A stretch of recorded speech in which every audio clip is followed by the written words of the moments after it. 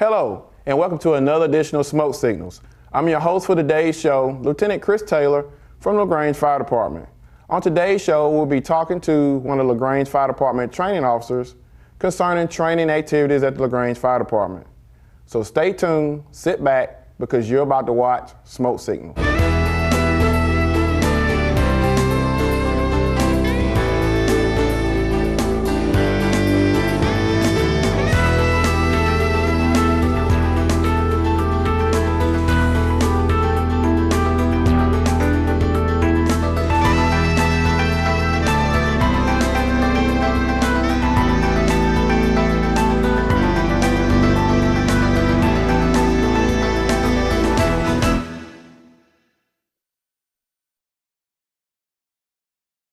Hello, and welcome back to the show. Today we have with us Lieutenant Caleb Harrison from the LaGrange Fire Department. Hello, Caleb, and welcome to the show. Hey, Chris, thanks for having me. It's a pleasure to have you here today. I know you have a lot of information that you would like to share concerning the LaGrange Fire Department, the training division. But before we get into that, if you can kind of tell us a little bit about yourself, how long you've been with the fire department, and what your roles and responsibilities are at the LaGrange Fire Department. All right, Chris, well, thank you.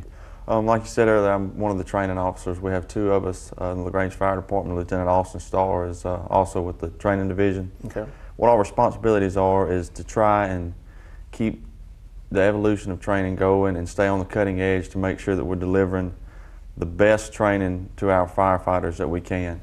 Okay. So it takes a good bit of research and development and trying to stay with the national trends, and also trying to make sure that we're having effective training so they can do their jobs better. Okay. And how long have you been with the fire department? Almost 10 years now. Almost 10 years, Yes, right at that threshold. Huh? Right there, right there at it. All right, good. Well, I know we have a lot to talk about concerning training. The first thing we want to talk about, training of 2013. What were some of the highlights concerning training for the LaGrange Fire Department in last year's annual report? Right. Well, the training last year we had 33,991 hours of training recorded for the LaGrange Fire Department, which we didn't break any records, but it's pretty good as far as training hours goes. Mm-hmm. We had a lot of new training last year that we're trying to pick up and stay with the trends. And we got the airport last year, so we had to incorporate some new training with it. Right. But we also had the dive team watermanship test. As you know, we have a dive team, mm-hmm. and it'd been a while since we did any recurring training with the dive team. Right. So we had a watermanship test, and we picked up new members. So we took the International Association of Dive Rescue Specialists guidelines and put that towards our test. And they had a series of obstacles they had to complete in the time frame to remain on the dive team. All right.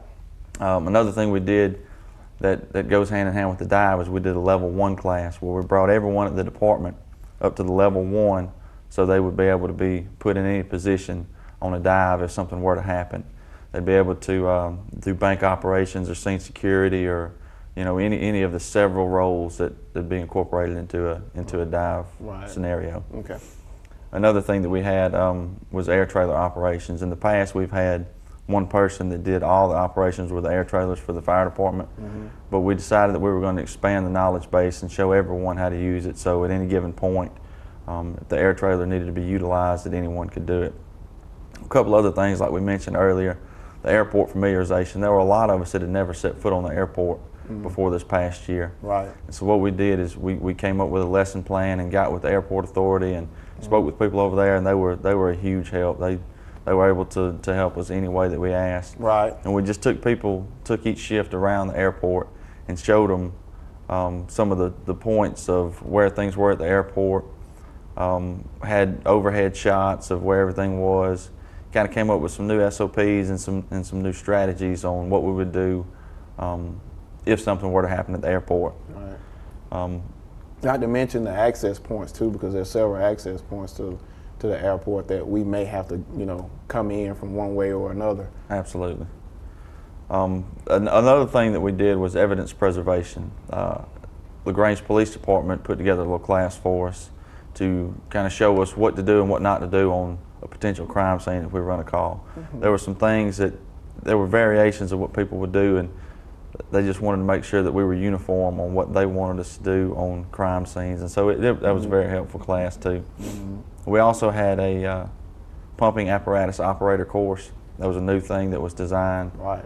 It was taking the IFSTA manuals and basically going through the entire book and setting up different stations to make sure that everyone was on the same page with pumping. And so that was a real good class. It was beneficial for everyone from firefighters and above. Right. And correct me if I'm wrong, but that class not only they received local certification, but they also got a state certification or national certification? State and national, yes, the Pro Board certification for the pumping apparatus operator. Okay. Another thing that we incorporated was firefighter survival drills, where we take things that happen across the nation or across the world that put firefighters in bad situations, and we take the research from that and develop ways that we can ensure that our people are going to be safe and have a way out if they get into a bad situation. So we incorporate a lot of drills and show people several ways to get out of them, and told them to try to keep thinking of new and better ways. And so that's one way we're trying to stay on the leading edge rather than having to play catch up. Right. And when you talk about firefighter survival skills, those are things that we must stay up to date on, because firefighters find themselves, like you said, in all types of situations sometimes you train for, and situations that never even been thought of before. Right. And I think that's a good thing to be able to continue, like you said, stay on the cutting edge of making sure that firefighters are safe, because our goal is to make sure that we're safe so that we can do what we need to do to perform our duties in the communities that we serve. And you can't say enough about firefighter survival. Right. Now, a couple other things that we have here that we want to talk about: smoke divers. We had quite a few firefighters who passed the smoke diver program. If you could tell us a little bit about the smoke diver program and how it works. Right, and that's a good segue coming off the firefighter survival. Basically, the smoke diver program is a 6-day class that teaches firefighters these different survival methods. It's SCBA Confidence. It basically, their motto is they take good firefighters and make them better. So they teach a couple of basic skills: firefighter packaging, drags and carries, things that we all learned in recruit school, and they show us variations, different ways to use it. And the thing that separates this class and sets it apart from other classes is that they push you to your physical limits early that morning, and the whole rest of the day you're kind of in survival mode. So when you do these things, it makes it muscle memory, and it really harps on firefighter safety, health, survival, RIT scenarios, just the more advanced level firefighter skills, and also the basic level firefighter skills. And so it's a very intense class, physically, mentally, even sometimes emotionally, depending on how hard it hits you. Right. So we had 4 people graduate this last class in November, and so that was a very large number for a department our size. Right. Now, to talk about the class in general, this is not just a class that anybody can get in, and the percentage of completion or certification is very minimal. Is that correct? That's correct. Twice a year they'll have a qualifier, and usually the qualifier will have between 75 and 150 people that come and try to get into the class. It's a series of different physical tasks, runs, a lot of strenuous exercises and a written test.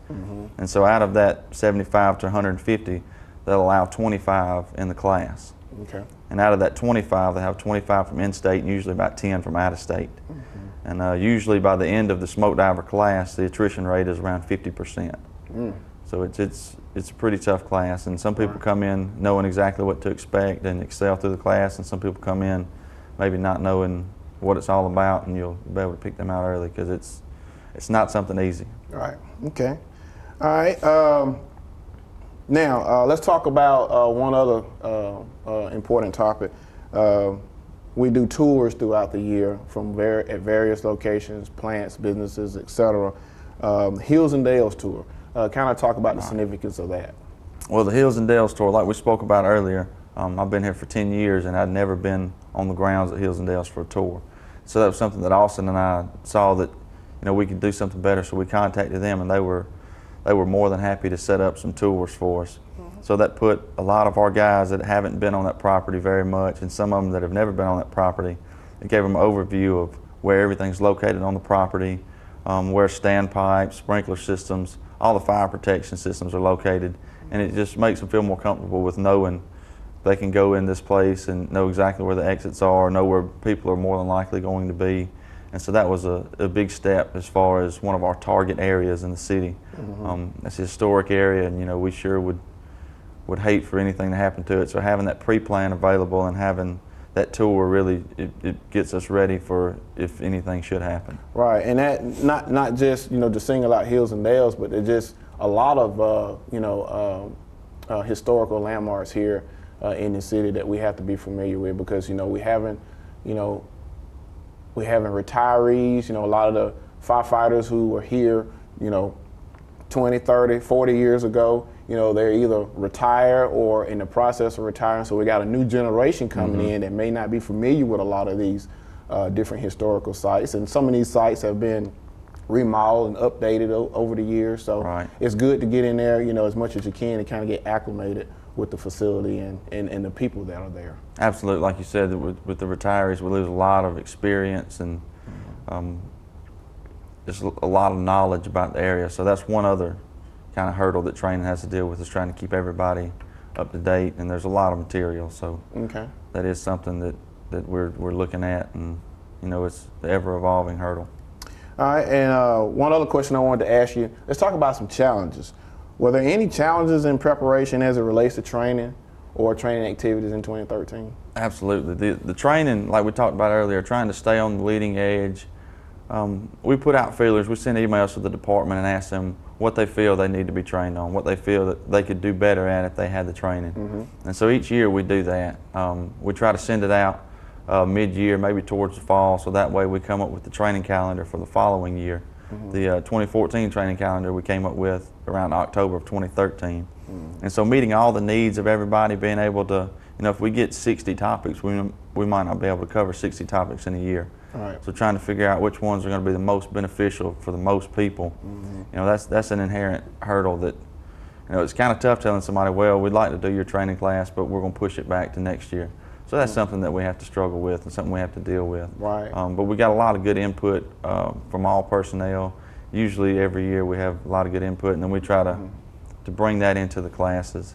But it's, trying to stay on that leading edge. Most of the time, it's bad to say, but you don't find out new techniques until another firefighter's hurt somewhere. So trying to stay, making sure that we learn everything we can from other people's mistakes and learning everything we can from bad situations. So maybe if it happened to us, we could do things a little differently. So that's one inherent hurdle. Another hurdle, like we spoke about earlier today, we talked about the weather. The weather this year was just unpredictable. We'd have training planned, and all of a sudden an ice storm would hit, and we'd have to man off trucks and have off-duty personnel come in. It just didn't want to cooperate with us, and it couldn't decide whether it wanted to be hot or cold. It'd be 70 one afternoon and 26 the next morning. So those are kind of minor hurdles. We're kind of geared for that, and we kind of allow room for that in the years because we know weather's not going to cooperate most of the time. Financial, there's always, we wish we could have $40 million in the training budget, but that's who wouldn't? But doing scheduling these classes and putting things together that are going to be beneficial for the people, and using the materials we have, that's always a balancing act, and we feel like we've gotten pretty good at it. But there's always, every day there's new challenges, but that's what we've come to expect, and we've kind of come to just look for that. And we deal with it the best way we can with what we have to work with. I mean, that's what it's all about. That's our profession. That's what we're geared to do.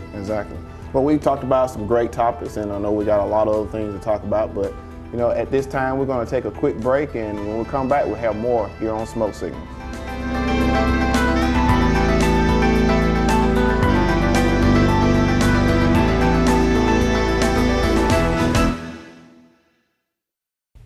Welcome back. Today we've been talking with Lieutenant Caleb Harrison from LaGrange Fire Department Training Division. Been discussing training at the LaGrange Fire Department, and we got some other topics that we would like to discuss involving training. And I think these next topics are going to be a huge topic because it talks about partnerships. Not only just training behind the four walls of LaGrange Fire Department, but also training extends outside of our agency. Right. So let's talk about some of the partnerships that we have as it relates to training with other agencies. One in particular, let's talk about the LaGrange Police Department. Can you talk about some of the partnership training that we've done with them over the past year? Right. Now, we've always worked fairly closely with LaGrange Police Department because on vehicle accidents and on certain types of calls, they're going to be there with us. But what we've done differently is there's a couple of classes that we've looked at where we figured if we worked hand in hand and we knew their protocols, they knew our protocols, and we knew how everything worked together, then it would work much greater, like a cohesive unit. So with the Excited Delirium, it was a class that they brought from Illinois down, and they let us sit through it, and we looked at it a couple of different ways, and we came up with protocols to where LaGrange Police Department and LaGrange Fire Department would work together on every facet of the call. And so that's kind of made us a lot more effective as a unit, having the law enforcement side and the fire side working together, just like it has with the active shooter drills that we've worked on as well. The trend across the country, it's happening a lot more often than it should. Right. And so we never want to get caught and not know what to do.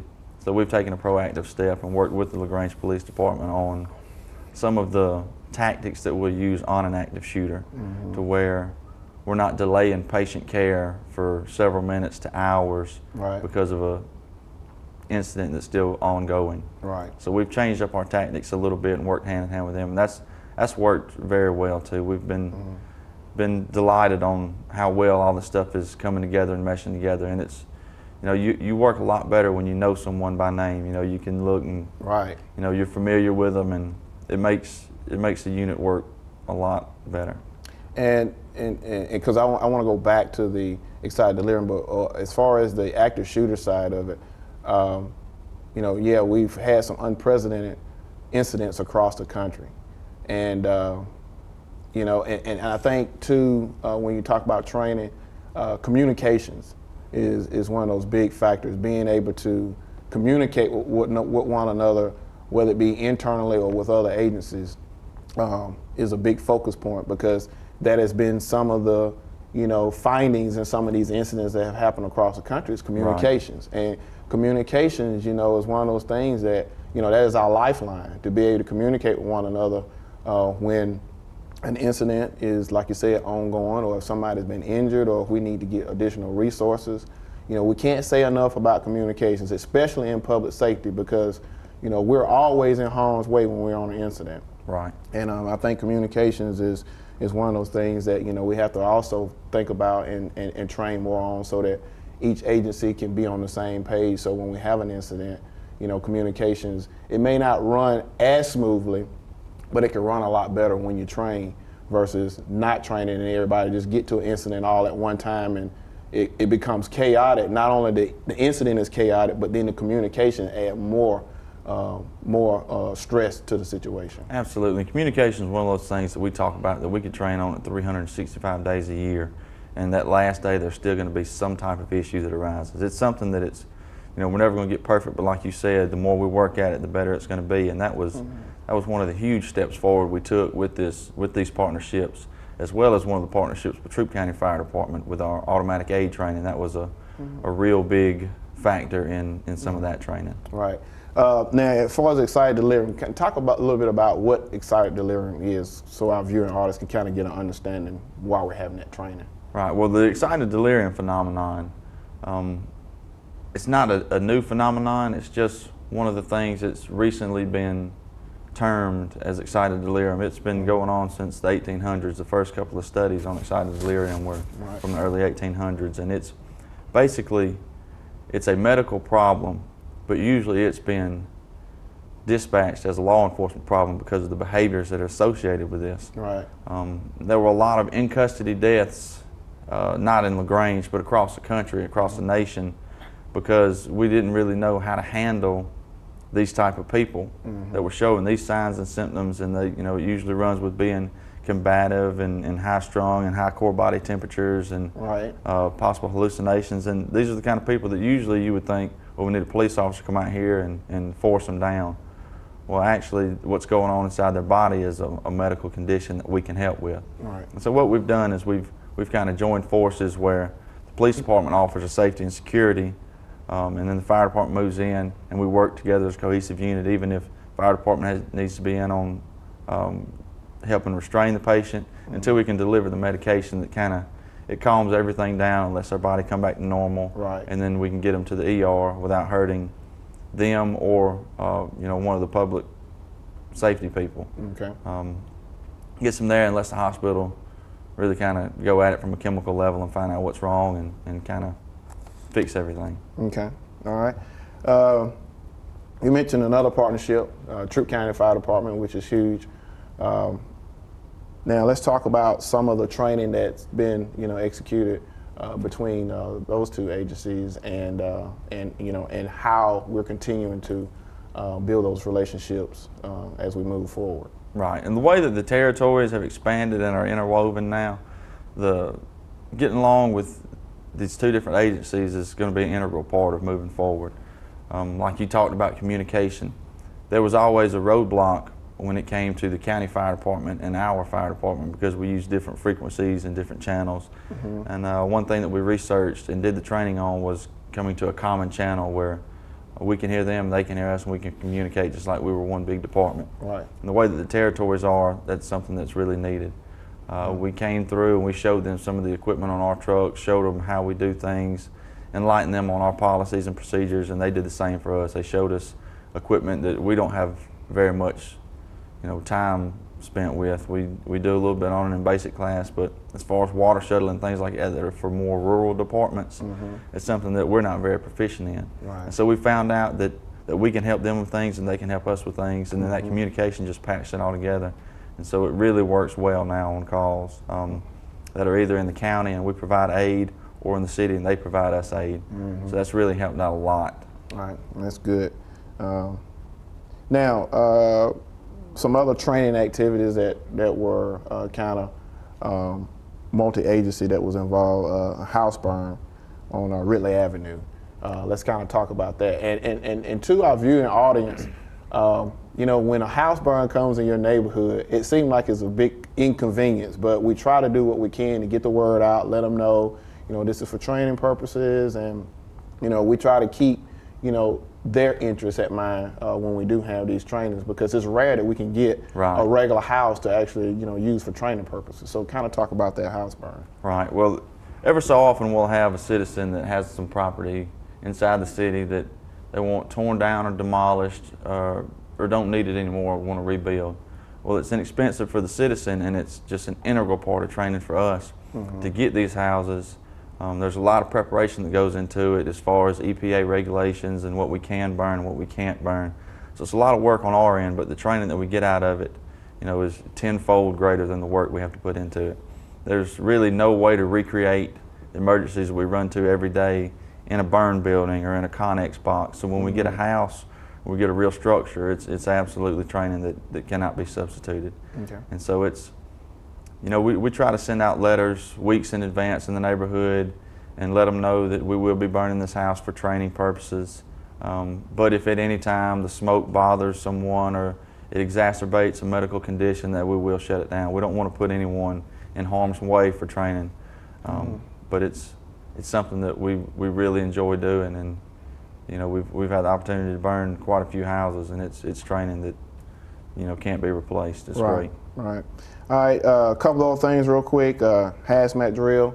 Kind of talk a little bit about that. That was another partnership training event. If you kind of just give a little overview of that. Okay. The hazmat drill, this past November we joined with Troup County Fire Department and Troup County EMA and did a hazmat drill with all the fire departments, West Point, LaGrange, and Troup County involved in this hazmat drill, and then we actually got EMA credit from GEMA. So we had a GEMA representative.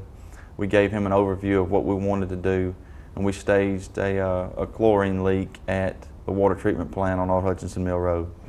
The only people that had knowledge of this were the training officers from their respective departments and possibly the chiefs, but no one else had any knowledge of it. So it was an unannounced drill. And you got to see firsthand how that was. You were the first arriving officer on the drill. I was. You know, it was a real eye opener for me because, you know, being first on the scene, you know, there's a lot of information you gotta gather. There's not a lot of information that you receive prior to the call until you get there. Right. And it was good training for me personally, and I'm glad that we had an opportunity to be a part of that. And I think it was a good training for all the agencies. Right, and the GEMA representative said that it was one of the better trainings that he's been to. So we were happy the way it worked out. The timeline we had planned out, we only missed about 8 minutes throughout the whole thing. So everything went just how we thought it would, and it was a very good opportunity to have West Point Fire Department, Troup County Fire Department, and LaGrange Fire Department all converge together with our hazmat team and actually mitigate a scenario. So it was good training. All right, in a few seconds, if you could kind of just talk about real quick, just name some topics of concern as far as training for this year that we'll be looking at. All right, what we're looking at doing this year, we spoke about dive class a little earlier, our dive team. We're going to send 6 more people to dive school, so we have the capability to expand the team and handle larger incidents. We've got that coming up this year. We just finished an EMS refresher to try to keep everyone's hours up so they can maintain all their certifications and still provide the service to the citizens that they have been. And then we'll go back over some of the basics and brush up and make sure that everyone's still proficient with ventilation and using struts and airbags for vehicle stabilization. We want to put on a rope class and bring everyone to the rope level 1 like we did with dive this past year. And we're also going to have a aerial apparatus class like we did for the pumper this past year. We should be getting a new aerial sometime around November is a projected date. And so we want to do a lot of training on it so everyone is as proficient with it as they can possibly be. Okay, all right, sounds good. A lot of good information about the training division and the training for 2013 and where we are as far as the vision for training of 2014. So I want to thank you for sharing all that information with us today. And we would like to thank you, our viewers, for watching another segment of Smoke Signals. Until next time, take care.